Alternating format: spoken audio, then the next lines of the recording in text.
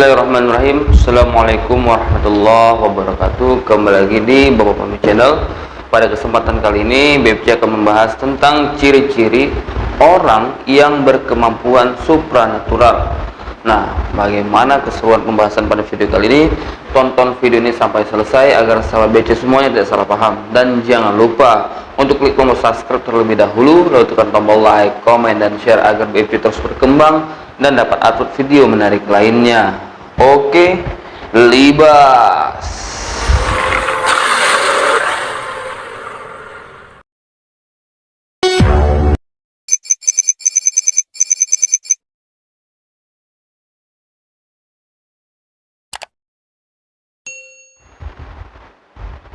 Alhamdulillahirrahmanirrahim.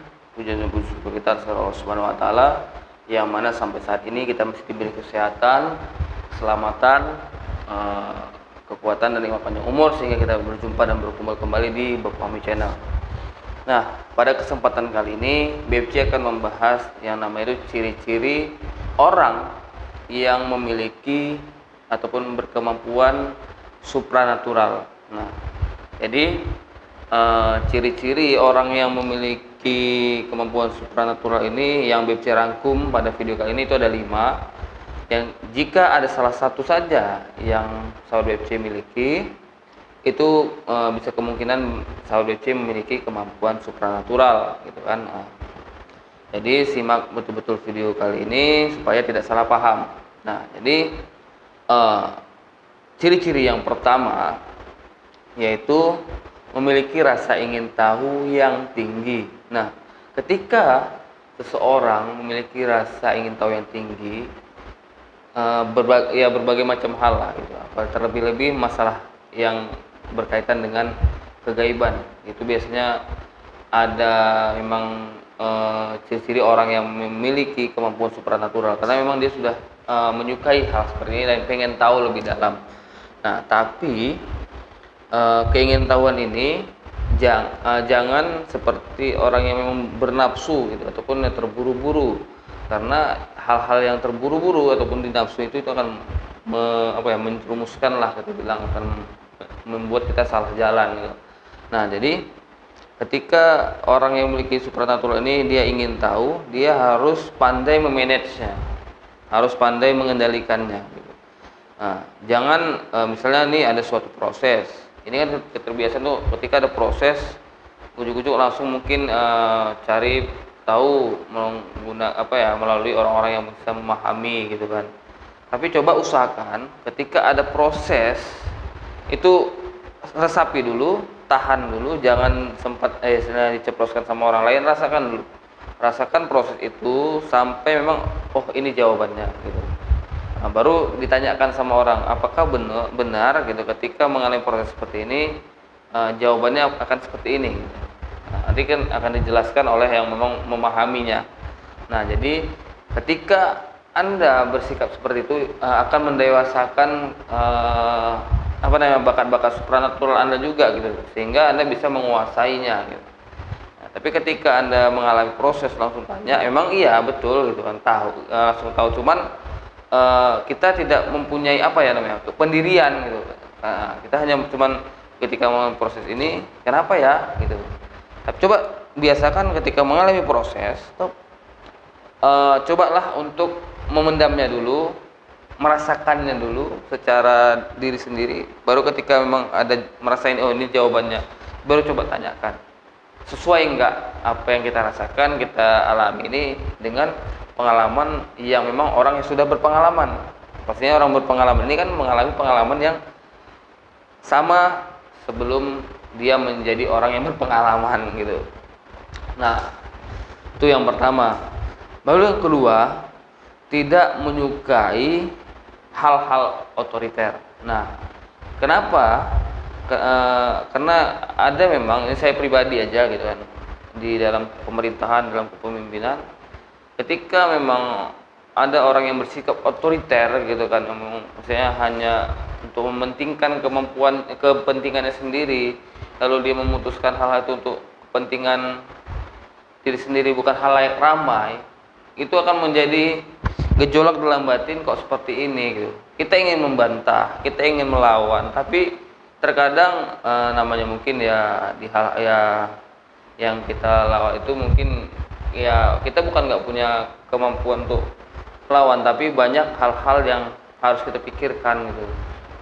Efek dan dampaknya itu seperti apa. Makanya ketika saya pribadi mengalami hal-hal yang mungkin melihatlah orang yang bersikap otoriter tadi, BP merasa aku harus berbuat apa ya, aku kayaknya nggak terima ini seperti ini gitu. Tapi ya mau nggak mau ya kita harus mengikhlaskan lah gitu. Mudah-mudahan Allah memberikan jalan yang terbaik, itu aja lah kita berdoa kan. Karena kalau kita tapi kalau misalnya dulu ataupun di kuliah segala macam atau di sekolah, ketika ada orang-orang yang bersikap otoriter yang namanya di organisasi, ya kita bisa langsung bersikap gitu. Tapi kalau di wilayah mungkin cakupnya yang lebih besar, organisasi mungkin seperti ya apalagi pemerintahan, kita tidak bisa berbuat apa-apa gitu.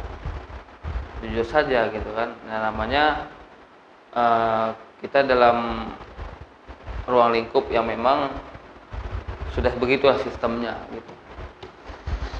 Jadi itu yang kedua. Lalu yang ketiga itu menyukai hewan, menyukai binatang dan tumbuhan lah, ada sikap yang penyayang terhadap makhluk lain gitu, atau makhluk hidup lainnya gitu. Lalu dia merasakan bisa seperti ada berkomunikasi, kayaknya memahami tingkah laku hewan, memahami bahasa hewan gitu. Dalam arti bukan berbicara seperti kisah Nabi Sulaiman ya, tapi setidaknya dia ini hewan ini dia sakit ini gitu.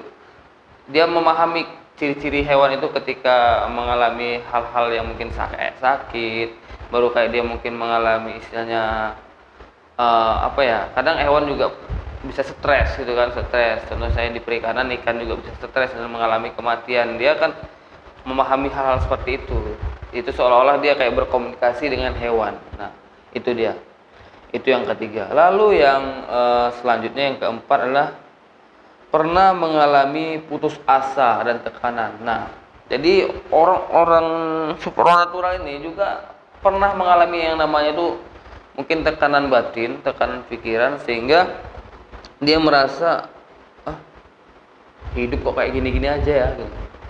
Kayaknya bangun pagi kerja nanti pulang kerja tidur begitu-gitu aja, kayaknya nggak ada hal yang menarik gitu, sehingga kayaknya dia berputus asa untuk hidup, sehingga juga ada mungkin masalah-masalah yang menekan batin pikirannya, sehingga dia merasa kayak putus asa gitu. Karena BC juga pribadi kadang merasakan hal-hal tekanan seperti itu, tapi alhamdulillah karena kita memiliki Allah, memiliki Tuhan, ya kita kembalikanlah gitu, dengan cara berzikir, beribadah, bersolawat gitu kan, banyak hal untuk supaya kita tetap berpositif, pikiran positif, sehingga tidak ada energi, sehingga meminimkan energi-energi negatif yang mau menghampiri kita karena pengaruh pikiran kita tadi. Nah, itu yang keempat. Lalu yang kelima, mampu berkomunikasi dengan dunia lain, dalam arti makhluk gaib. Itu ya hal yang wajar ketika orang memang memiliki supranatural, dia akan bisa merasakan komunikasi dengan makhluk yang memang bukan makhluk lain lah, makhluk alam gaib gitu kan. Itu pasti bisa melakukan seperti itu. Itu poin yang kelima. Nah, jadi itulah 5 ciri-ciri orang yang berkemampuan supranatural. Pertama, memiliki rasa ingin tahu yang tinggi, sesuai dengan penjelasan BP tadi seperti apa ya kan. Lalu yang kedua, tidak menyukai hal-hal otoriter.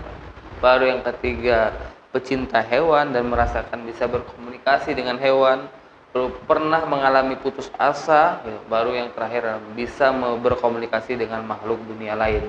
Nah, mungkin itu aja yang bisa BP sampaikan pada video kali ini mengenai ciri-ciri orang yang memiliki kemampuan supranatural. Lebih dan kurang, minta maaf. Akhirul kalam. Assalamualaikum warahmatullahi wabarakatuh.